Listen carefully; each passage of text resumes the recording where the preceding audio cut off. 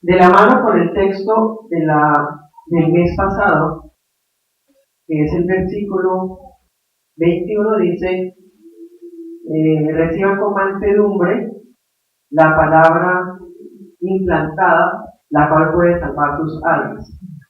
Este pasaje de Santiago, el que vamos a estudiar hoy, está conectado con el pasaje del mes pasado de una forma lógica, de una forma ordenada, ¿sí? Porque miremos, en el versículo del mes pasado, que ya lo estudiamos, el versículo 21, decía que nuestra parte está en recibir la palabra de una manera correcta. Entonces, mirábamos que había que desechar, ser imprudentes, ser maliciosos, ¿sí? Recibir con toda mansedumbre y humildad la palabra que ha sido plantada en nuestros corazones. Y en el versículo 22, el tema continúa, ¿sí? Porque estaba hablando de la palabra que se supone que ya está plantada, y ahora en el 22 se está hablando de aquellos que recibieron la palabra plantada, pero que no hay ningún efecto. Entonces, hermanos, en Santiago está hablando, como siempre, doctrinalmente, pero práctico, mucho más. Y es lo siguiente en pocas palabras. Qué triste es que recibamos la palabra, escuchemos la palabra, y esa palabra maravillosa no sea real en las vidas de nosotros. Eso es un mensaje bastante triste, y eso es lo que Santiago no quiere que exista en la iglesia en la cual él está escribiendo. Es más, en el versículo 22 comienza: sed hacedores, hermanos, es una orden. Sed hacedores, ¿a quién les está hablando? Versículo 19. ¿Qué dice? Mis amados hermanos. Los únicos que serán capaces de ser hacedores de la palabra son mis amados hermanos. La capacidad, no solamente para escuchar con atención la palabra, sino también para practicarla. Y es que ya hemos visto, sabemos que es un gran privilegio poder oír el Evangelio, que la palabra de Dios, que la palabra con la que Él creó todas las cosas, esté habitando en nuestros corazones. Definitivamente esa es la dádiva por excelencia, como decía el versículo 17. La buena dádiva, el don perfecto por excelencia, es la palabra. Y esa palabra es el centro de lo que Santiago está enseñando. En el versículo 21 dice, palabra implantada. Pero hermanos, el hecho de que la semilla esté allí sembrada no significa que vaya a haber cosecha. El hecho de que depositemos semillas fértiles, saludables, en un abono apto, no significa que vaya a nacer cuando nazca la matita, cuando enfrente a los insectos, el clima. Hay muchas cosas por las que esa semilla, cuando está creciendo, tiene que pasar. Entonces, es posible, y eso es lo que Santiago está enseñando, es posible que en un corazón haya muchas semillas de la palabra, pero es muy posible que jamás nazcan esas semillas. Por lo tanto, jamás esa persona podrá ser salvada, como está escrito en el versículo 21, dice, la palabra implantada puede salvar tus almas. No basta con que la palabra esté sembrada en nuestros corazones. No basta. Sería como una persona sacar techo porque sembró 5,000 semillas. Y se le pregunta, bueno, ¿y esas 5,000? ¿Cuánto fue su cosecha? No, pues me nacieron 500. Hermano, no podría enorgullecerse esa persona si sembró 5,000 semillas y solo nacieron 500 de las 5,000. Entonces, no basta con que la palabra esté sembrada en nuestros corazones. Es más, por eso es que él dice así, pero sean hacedores de la palabra. Definitivamente Santiago es una carta, hermano, que no está llena de pensamientos o de copiar, cortar y pegar, y donde las cosas no tienen sentido ni se conectan, ¿no? Santiago es un libro muy ordenado, con mucha congruencia, Si Santiago está haciendo una ilustración otra vez, que es la de la semilla sembrada, ¿de qué manera nosotros, hermanos y amigos, podemos trabajar con una semilla que no podemos ver? Es una semilla que usted y yo la enterramos y confiamos que salga. ¿Qué hacemos usted y yo cuando sembramos una semilla? Pues lógicamente será regarla. ¿Sí? ¿De qué manera regamos la semilla de la palabra? La única manera de regar la semilla santa es por una práctica constante. Sed hacedores de la palabra. La pregunta sería, ¿qué palabra? ¿Cuál palabra? ¿De qué palabra está hablando Santiago? Usted y yo ya sabemos que pues obviamente está hablando de la palabra de Dios, ¿cierto que sí? En el versículo 25, perfecta ley, la de la libertad, que se refiere a la palabra de Dios. También porque en el versículo 18 dice que Él nos hizo nacer, ¿por qué? Por la palabra de verdad. Entonces mire que Santiago está hablando de lo mismo, pero con diferentes nombres. Está diciendo palabra, ¿sí?, implantada, está diciendo palabra de verdad y está diciendo ley de la libertad. Esas tres cosas es lo mismo. Y esas tres cosas tienen otro nombre que ya lo hemos estudiado y es evangelio. El cristiano no puede conformarse con escuchar la predicación. Un cristiano no puede conformarse con haber oído una predicación. Por más sana, expositiva, contundente y confrontativa que sea, ninguno podemos conformarnos con simplemente escuchar la palabra. Cuando dice engañándose a ustedes mismos, significa se están haciendo trampa. Cuando dice se están engañando a sí mismos, se está diciendo se están perjudicando ustedes solos. Cuando dice se engañan a ustedes mismos, Santiago está diciendo usted fue a escuchar allá un mensaje que podría haberlo salvado, pero lo que le va a pasar es que ese mensaje lo va a condenar porque no lo ha vivido. En otras palabras, un cristiano, una persona que simplemente viene y se sienta y escucha, una persona que escucha el mensaje, que se le olvida, que no lo practica, es una persona que se deja inundar el corazón con una falsa esperanza. Claro, porque la persona se siente confiada de que porque asistió al culto público en el día del Señor, que porque escuchó el mensaje con lo más concentrado que pudo, que porque leyó la Biblia tal día de la semana, la persona se está engañando sola porque nunca ha dado frutos. Esa persona se está dando esperanzas que no existen. Esa persona haciendo que es una rama vacía, una rama que solamente serviría para ser cortada.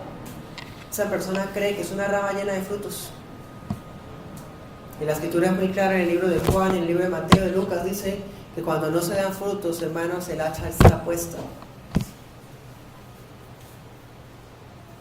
Una persona así no engaña a nadie, porque cuando la palabra es escuchada por esa persona y no es llevada a la práctica por esa persona, lo más interesante, lo más curioso y a la vez lamentable es que esa persona está engañada sola, pero no engaña a los demás. En otras palabras, todos sabemos que la persona vive engañada, pero la persona cree que está bien. Vamos a Romanos 2:13. Este tipo de personas, hermanos, seguro usted lo conoce, porque ojalá no haya aquí alguno de esos. Y es de esas personas, hermanos, que jamás han dado fruto, creen que están bien y creen que la palabra siempre es para el otro, para el que está al frente, para el que está atrás, para el de al lado. Creen que la palabra es para el que no vino y siempre creen que están bien y todo el mundo sabe que esas personas están mal. Es impresionante esto, hermanos, cómo el Señor endurece corazones para perdición. Es terrible caer en las manos del Dios vivo. Romanos 2:13 dice: no son los oidores de la ley los justos ante Dios, sino los que obedecen la ley serán justificados.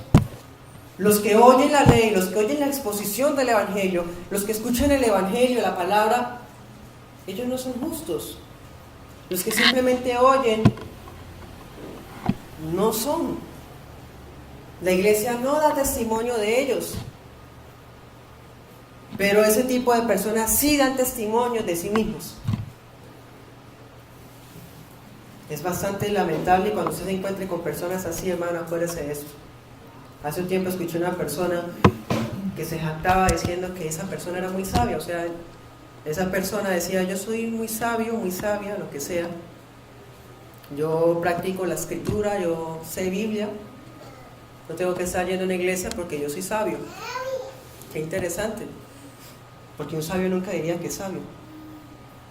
O sea, su misma boca testifica contra esa persona que se engaña sola. O sea, todo el mundo sabe que la vida de esa persona es un desastre, que no es una persona sabia, sino es súper ignorante, pero esa persona se cree sabia ella sola. Tremendo. Hermanos, de esos hay en las iglesias y peor aún en nuestras familias.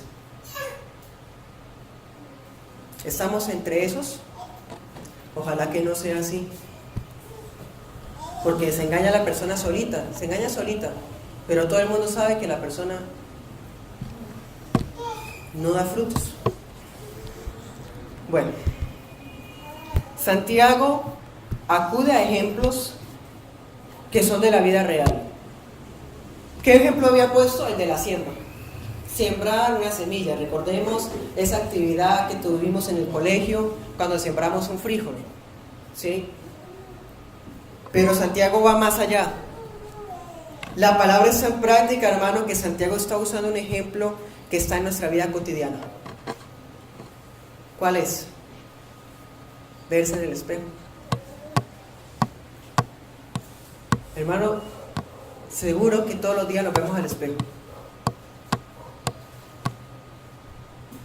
Y Santiago está poniendo ese ejemplo adrede, porque sabe que ese es el mejor ejemplo que podría haber dado. Un ejemplo bastante práctico, por medio del cual las personas entendieran lo que él estuviera diciendo. Continuemos con Santiago. Dice: si alguno es oidor de la palabra, pero no hacedor de ella. Miren cómo es, ¿no? Está hablando en términos despectivos casi, porque miren lo que dice. Ese, ¿bien? No piensen que la predicación siempre debe ser dura. No, no necesariamente, pero no podemos negar que, como dice un pastor llamado MacArthur, cuando la predicación es dura, los corazones se hacen suaves, y cuando la predicación es suave, los corazones se endurecen, y eso es cierto. Pero hermanos, la palabra es dura de por sí. Aquí está hablando muy directamente. Le dice a la persona, se engaña sola, y ahora le dice, ese. ¿Sí? Miren lo que dice. Ese es semejante al hombre que considera un espejo su rostro natural. Él se mira a sí mismo y se va, y pronto olvida cómo era. Hermanos y amigos, ¿usted conoce a alguien que se mira al espejo y se le olvide cómo era? Seguro que no. Pero Santiago pone un ejemplo patético de una persona que es patética. Cuando nos miramos al espejo, hermano, nosotros ya sabemos cómo son nuestras facciones, ¿cierto? Nosotros no se nos olvida cómo somos. Pero Santiago está diciendo, el que escucha la palabra es como si fuera un hombre que se mira al espejo y se le olvida cómo era. Si alguien practica lo que oye, es como aquel que ve su reflejo. Si alguien no practica lo que oye, será como aquel que ve su reflejo y olvida cómo era. Y mira lo que dice, pronto, enseguida, inmediatamente. O sea, es una persona con problemas mentales, hermano, casi. Porque ¿quién se le olvida inmediatamente cómo era uno cuando uno se mira al rostro? Santiago está siendo bastante directo, como siempre. ¿Sí?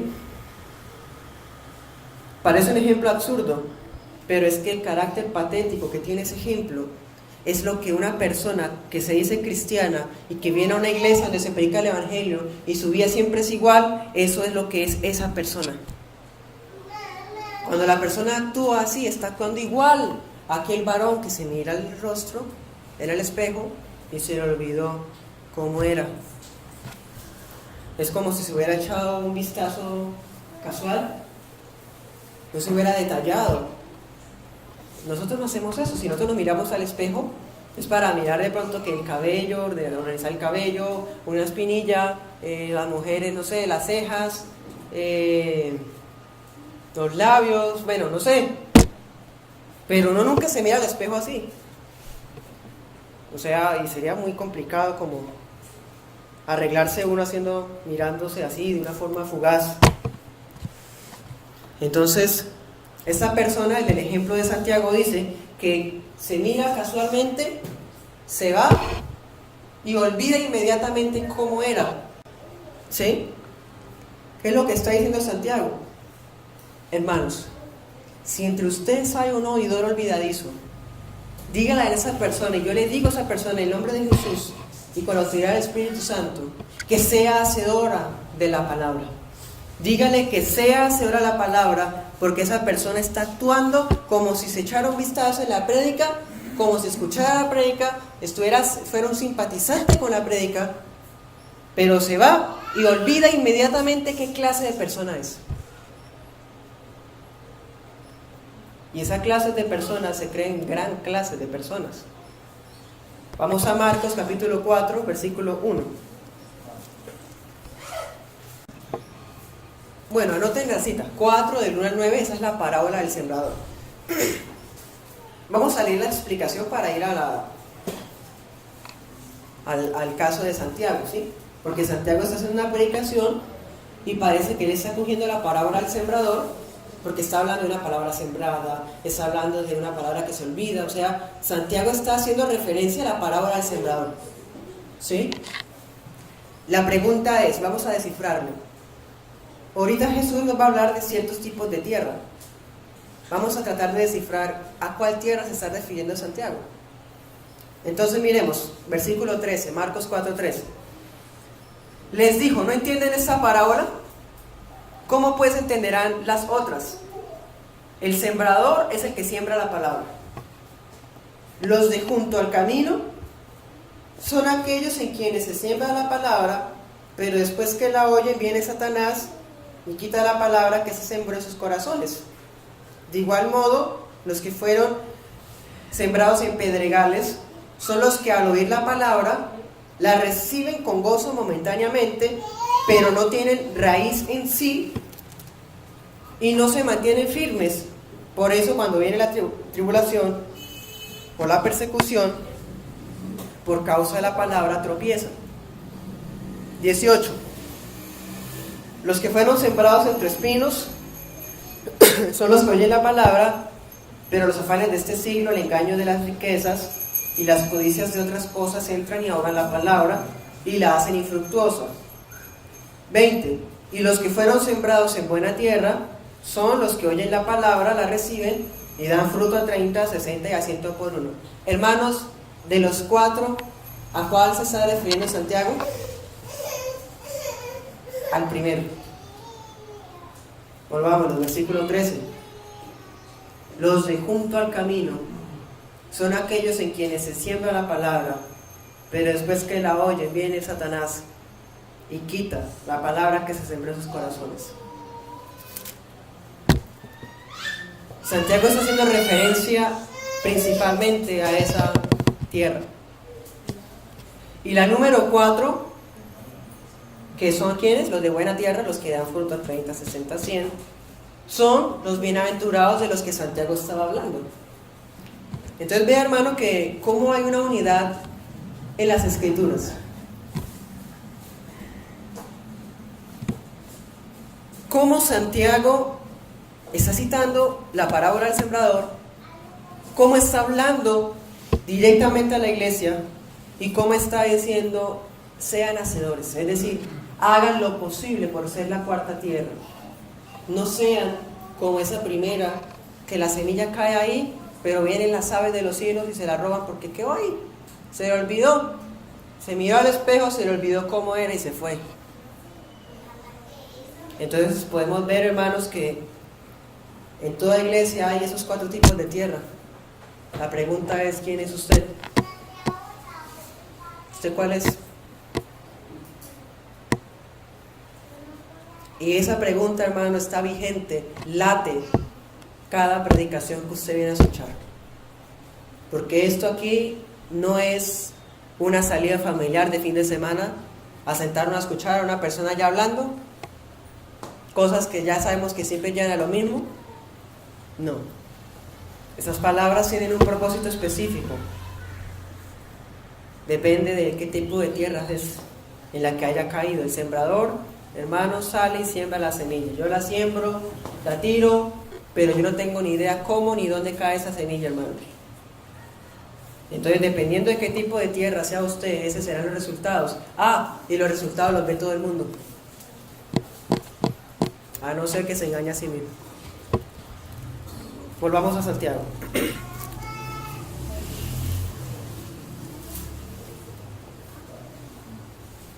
...25...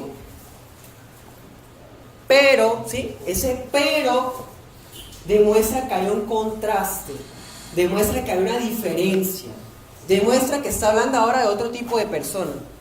Está hablando del olvidadizo, está hablando del que ni siquiera sabe cómo es su propia cara, y ahora va a hablar del que sí sabe cómo es su propio rostro, lo detalla y practica con perseverancia. Miremos, lo dice: el que mira atentamente. Mire la diferencia. El de ahorita, ¿cómo hacía? Se miraba casual. Pero el otro, ¿cómo hace? Mira atentamente. Por eso ahí vemos, hermanos, la atención que usted pueda brindar a la palabra, a la predicación. Dice mucho de qué tipo de tierra se trata. Continuemos. Dice: el que mira atentamente en la perfecta ley, la de la libertad, ¿y qué? Y ya, amén, salvo. Y persevera en ella. O sea que la cosa no acaba ahí. Listo, usted es la cuarta tierra, bueno. Pero la cuarta tierra da frutos.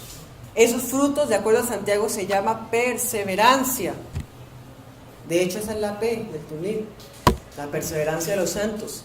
Los santos perseveran hasta el final.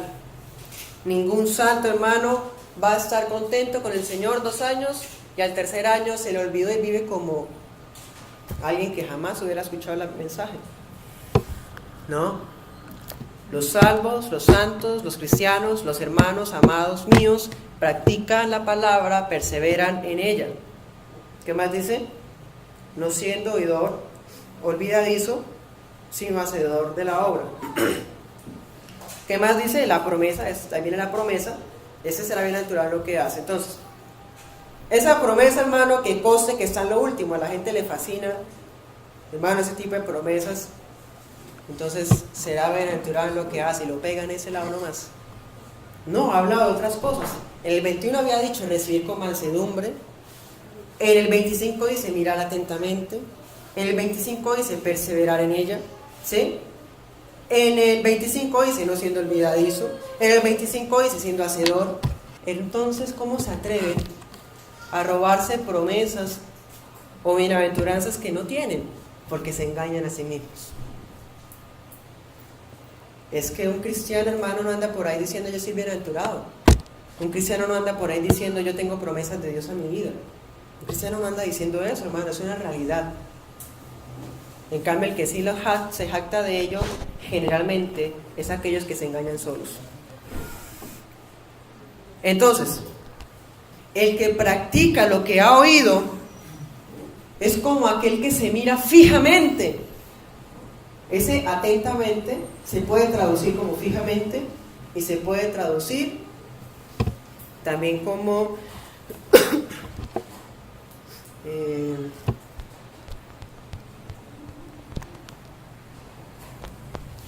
considerarse a sí mismo detalladamente. ¿Sí? Imaginémonos, hermanas, en especial las hermanas y amigas de hoy, que tienen siempre un espejo con aumento, por medio del cual se pueden ver hasta las células de la cara, pueden ver los poros de su rostro allí, para sacarse los vellitos más notables, ¿cierto? Eso es lo que Santiago está tratando de decir. El que mira atentamente, es decir, nos miramos en ella, hermano, de tal forma que hasta nos vemos los poros. Vemos detalladamente cada área de nuestro rostro. Cada huequito lo podemos ver. Hermano, esta tiene el suficiente aumento para notar las imperfecciones. Entonces, el espejo es fiel, pero ¿cómo están nuestros ojos, hermanos? ¿Será que nos damos cuenta? Santiago está diciendo que no estamos bien mirando nomás. Sí, listo, tiene buen aumento, pero tengo que de todos modos quedarme ahí para verme lo feo que estoy, lo malo, lo miserable, lo perdido, lo engañado, lo mentiroso, lo idólatra. Ay, Señor, sí. ¿Por qué supo eso? Porque miró atentamente. Es interesante que el que simplemente escucha mire casual, claro, no le conviene encontrarse con la verdad de sí mismo. No le conviene quedarse mirando porque se va a dar cuenta que es peor de lo que él piensa. En cambio a nosotros, hermano, cuando nos miramos en el espejo, esta ley hermosa y perfecta, al ver nuestra suciedad y nuestra horrenda situación, hallamos gracia de Dios y podemos ver la grandeza del amor de Dios por nosotros, que a pesar de nuestra infidelidad, Él permanece fiel. Entonces, cuando estoy aquí a la predicación, cuando predico, cuando hago la prédica, cuando la estoy dando, esto también va para mí, hay una pregunta que se responde en cada enseñanza. Así como la orden de ser hacedores palpita en cada predicación, así también esa pregunta está presente y es: ¿cómo me ve Dios a mí? ¿Qué piensa Dios de mí? ¿Cómo estoy yo hoy con Dios? Hermano, la palabra es la que le dice a usted eso, no cómo usted se sienta. Entonces usted almorzó rico hoy, entonces siente que Dios está con usted. Hermano, así no funciona. ¿Qué le dice la palabra? ¿Cómo está? Si la palabra le muestra sus defectos, es para que se corrija. ¿Sí? ¿Cómo me ve Dios a mí? Listo, el Señor me está mostrando esto por medio de este espejo con gran aumento. No me voy a quedar así.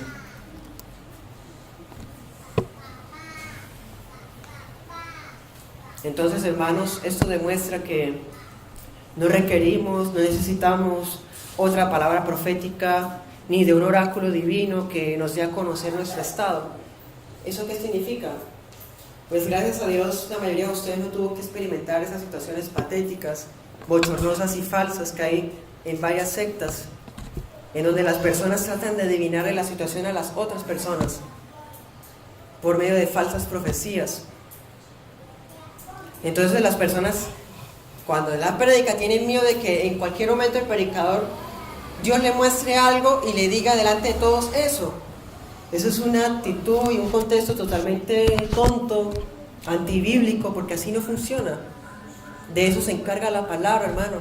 Solamente basta, si usted estuviera aquí conmigo, ver los movimientos cuando escuchan la palabra, las actitudes, las miradas, las posiciones. Yo no tengo que ponerme a adivinar o a invocar profecías falsas para que la palabra haga lo que le pertenece solo a ella. Ella es la que con su perfección demuestra nuestra imperfección. Yo no tengo que ayudarla, hermano. Ella es un león, como decía Spurgeon, un león que lo liberamos y que se defienda solo.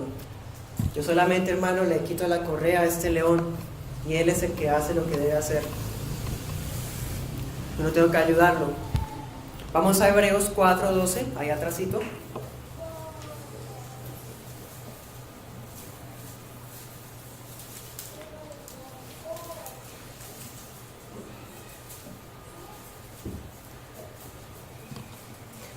Personalmente, lamento la ausencia de muchos, pero me gozo más por los que sí están, ¿cierto que sí? Porque son ustedes las tierras elegidas para eso. La cuestión es cuál de las 4 seremos. Hebreos 4:12.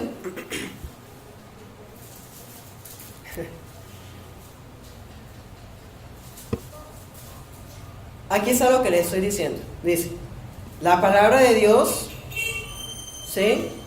Ni siquiera la predica, hermana, es la palabra de Dios, la que es viva, eficaz y más cortante. Uy, es que es fascinante, hermano, cuando la palabra nos corta. Eso demuestra que estamos vivos. Cuando una persona, hermano, la palabra lo corta y no pasa nada, hermano, qué lástima. Dice la Escritura, más cortante que toda espada de 2 filos, ¿qué dice? Penetra hasta partir el alma, impresionante, y el espíritu, las coyunturas, los tuétanos, discierne los pensamientos, las intenciones del corazón, y no hay cosa creada que no sea manifiesta en su presencia. Hermano, todo eso es la palabra. A la palabra no se le oculta nada, usted no tiene que contar nada, ni tampoco el predicador ponerse a adivinar. La palabra misma es la que le demuestra, por medio del poder del Espíritu Santo, ese problema, ese pecado, ese mal hábito, esa cosa ahora en la carne que ha estorbado nuestra apariencia espiritual. Y con la exposición de la palabra, el mismo Espíritu Santo es el que se encarga de convencer, de redarguir a la persona de eso que ni siquiera tengo que mencionar, porque Él se lo menciona cuando usted escucha la palabra. Así es como se actúa, porque la palabra es viva. Otra vez lo digo, no tenemos que ayudarlo. ¿Sí? Y mire lo que dice, no hay cosa creada que no sea manifiesta en su presencia. Todas las cosas están desnudas y abiertas a los ojos de aquel a quien tenemos que dar cuenta. La palabra, hermano, será la que juzgará a las naciones. Por ahí hay una imagen del impío Ricky Martin. Es un don nadie, pero la menciono para poner un ejemplo. Y es que el tipo dice que la Biblia no tiene autoridad para prohibir el homosexualismo. Claro que la tiene. De hecho, ya le negó la posibilidad de hacerlo. Y aunque ese hombre diga que la Biblia no tiene autoridad, hermano, la Biblia será la que lo va a juzgar en la eternidad para siempre en el fuego.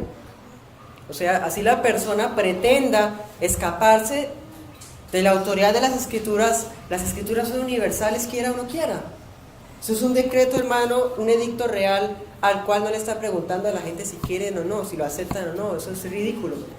Esta palabra será la que juzgará todas las almas el día del juicio, incluyendo a aquellos que la rechazaron y que dijeron que es que no tenía autoridad. Ah, bueno. Entonces, definitivamente las Escrituras es el criterio objetivo para autoexaminarnos. Usted y yo debemos autoexaminarnos para ver si de verdad estamos en la fe. Pero cuando nos examinamos, no debemos hacerlo con base en lo que a nosotros nos parece bonito y bueno. Porque, hermano, si yo me autoexamino y yo me pongo a examinarme con base en mi propio criterio, ¿yo qué voy a decir? ¿Quién como yo? Yo voy a decir eso. Pero, hermano, si yo me analizo con ese criterio objetivo, hermano, esto va para todos. Todos salimos cortados, hermano. Todos salimos puestos en evidencia. Así que cuando usted y yo nos examinemos, lo cual debe ser seguido, debe hacerse, hermano, con base en la palabra, no con base en sus opiniones, no con base en la opinión de fulano, ni siquiera de su esposo, su esposa, hijos, no, de la palabra primero. Si usted dice que la palabra le dice que usted está bien y su esposo, su hijo, sus amigos dicen que no, pues tal vez, hermano, hay una persona allí que se está engañando a sí misma. ¿Sí, claro esto? Tremendo. Entonces la Escritura es el criterio para poder examinarnos a nosotros mismos. Y con base en esto que la palabra nos muestra, es que debemos confesar nuestros pecados. Aquí, hermanos, no hay nadie que no tenga pecado, ¿cierto que sí? Pero eso no significa que vamos a decir, Aquí no hay nadie que no tenga pecado, todos somos pecadores, entonces no importa. No, todo lo contrario. Aquí todos pecamos de maneras diferentes. Y la palabra nos pone en evidencia. ¿Cuál es ese pecado que usted y yo estamos cometiendo? Ese pecado la palabra nos lo muestra, y ese pecado es el que debemos acercarnos ante Dios clamándole, confesándolo y clamándole que nos ayude para renunciar a él.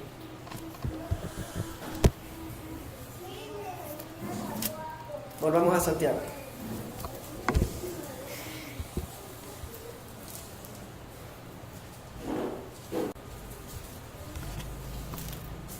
¿Cómo es la actitud de la persona cuando está escuchando la palabra? ¿Cómo debe ser? ¿Será que pongo ejemplos negativos o no? Porque ya se lo saben. Pongamos los positivos. Versículo 19 dice: tardo para hablar. Versículo 21, recibir con mansedumbre. Ya le he hablado más veces, ¿cierto? Atrás. En el versículo que hoy estamos estudiando, dice que debemos oírla, sí, pero también con atención, ¿sí? En el versículo 25 dice que después de haberla oído con atención, vamos a perseverar en ella. Entonces, estas herramientas, esas palabras que aparecen allí, nos demuestran la forma, la actitud que un cristiano debe tener frente a la Biblia y frente a la predicación. O sea, como ya les he dicho, no se debe ser humilde solamente ante ella, sino que es necesario que entendamos que la palabra no es producto del azar, ¿sí? Ni siquiera la palabra depende de la preparación del predicador. Yo puedo durar, hermano, 2 días haciendo la predica, o un día nomás, mediodía, y no importa el tipo de preparación que haya tenido, si la palabra es fielmente expuesta, ella es la que actúa. Ella es la que actúa, independientemente de la preparación del predicador.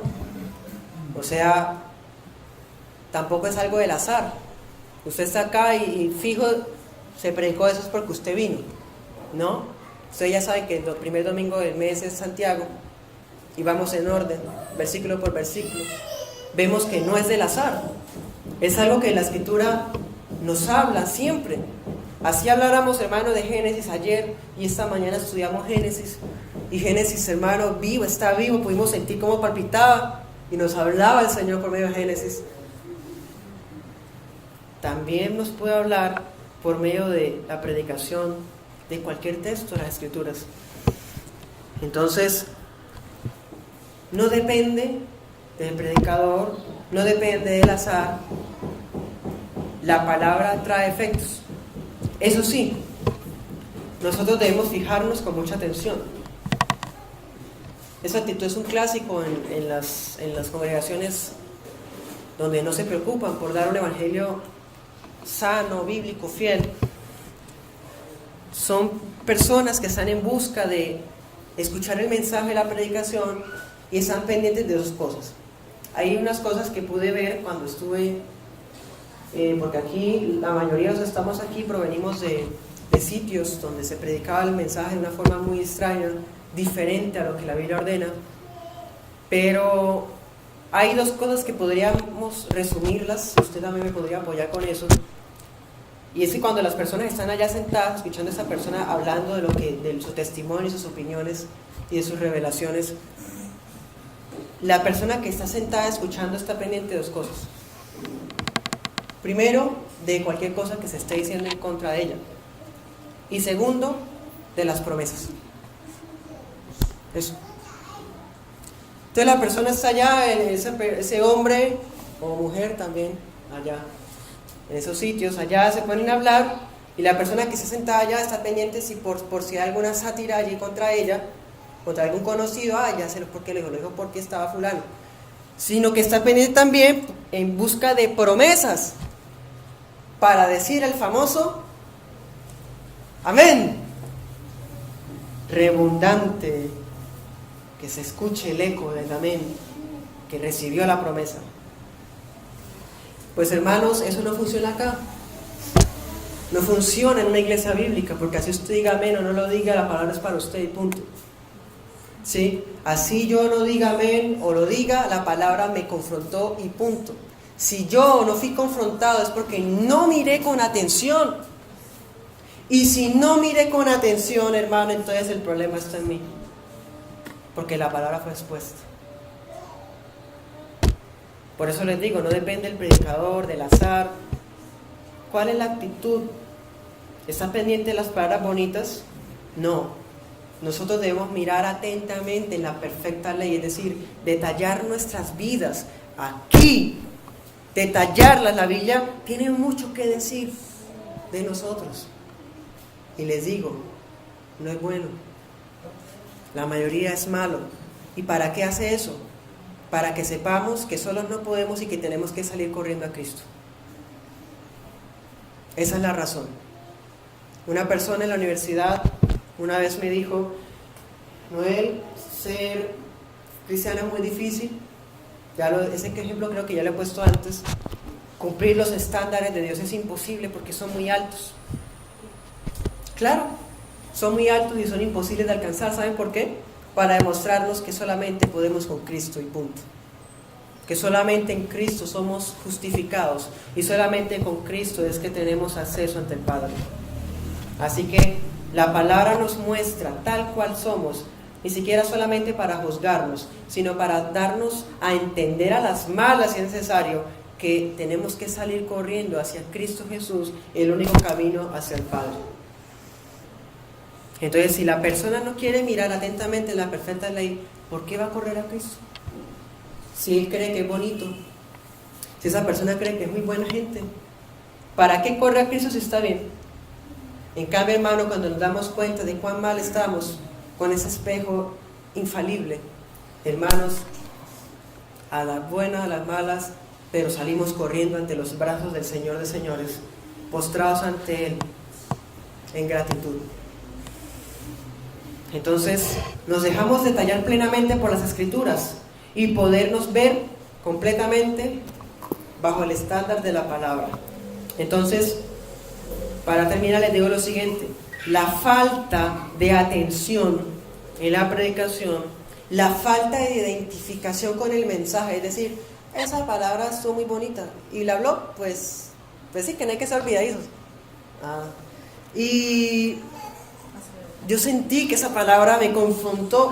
En fin, la falta de atención, la falta de identificarse con el mensaje es lo que provoca que la palabra no sea real en las vidas de las personas. ¿Quieres saber por qué? Siendo que hay personas aquí hoy, pocas, otras veces más, pero ¿por qué si todos escuchan la misma prédica en el mismo momento, con los mismos ventiladores? Eso ya lo hemos hablado antes con el tema de la gracia irresistible. ¿Cómo es posible que están escuchando todos la misma prédica y haya resultados en unos sí y en otros no? ¿Por qué? Ahí está, hermano, por el tipo de tierra, la actitud, la identificación que sintió la persona con el mensaje, su perseverancia en ello, ahí está. O sea, no depende de mí, depende de la persona que está escuchando la palabra, ¿sí? De lo contrario, la persona será un simple espectador más, semejante a los que tal vez van pasando y que ni siquiera entenderán la mayoría de las cosas que aquí decimos. Entonces, la idea de Santiago es: mirémonos cuidadosamente, atentamente en el espejo de la palabra, tomando nota de las imperfecciones que tenemos, a fin de corregirlas, yendo de la mano del Señor Jesús, el único perfecto. Oremos. Señor, te damos gracias por tu palabra, Señor, que es viva y eficaz y más cortante que toda espada de doble filo. Yo te doy gracias, Señor, porque tu palabra es la verdad y es ella la que santifica a tu pueblo, Señor. Yo te ruego hoy por mis amados hermanos, Señor, los que estén aquí, que son tuyos, Señor, que sean hacedores de la palabra, que podamos obedecer a esta orden de obedecer la palabra, ese mandato, porque si somos hacedores de palabra seremos bienaventurados. Y Señor, todo el que esté contigo es bienaventurado. No permitas que seamos oidores olvidadizos, que huimos a la confrontación de la palabra, que nos negamos a reconocer nuestra maldad, que se nos olvida la predicación, que no la llevamos a la práctica, que somos inconstantes, no perseveramos, la descuidamos porque creemos que estamos bien. No permitas que esa actitud la tengamos nosotros, Señor, te lo rogamos por tu misericordia. Todo lo contrario, cada vez que tu palabra nos congregue, Señor, porque es ella la que nos congrega, que ella sea la que nos ponga en evidencia, Señor, porque ser alumbrados por ti es hermoso, incluso ser cortados por tu palabra, Señor, también es maravilloso. Saber, Señor, que tú nos amas y que tú al hijo que amas disciplinas. Te ruego, Señor, que me ayudes con esos pecados que yo he cometido contra ti y que todavía cometo habitualmente, Señor. Te ruego que me ayudes, porque me has permitido ver, Señor, mi realidad. No permitas que me engañe a mí mismo, sino que pueda ser hacedor de la palabra, como aquel hombre que construyó su casa sobre la roca y cuando vinieron los ríos no pudieron tumbarla porque estaba cimentado. Toda gloria y todo honor sean para ti, Señor nuestro Dios. En el nombre de Jesús. Amén.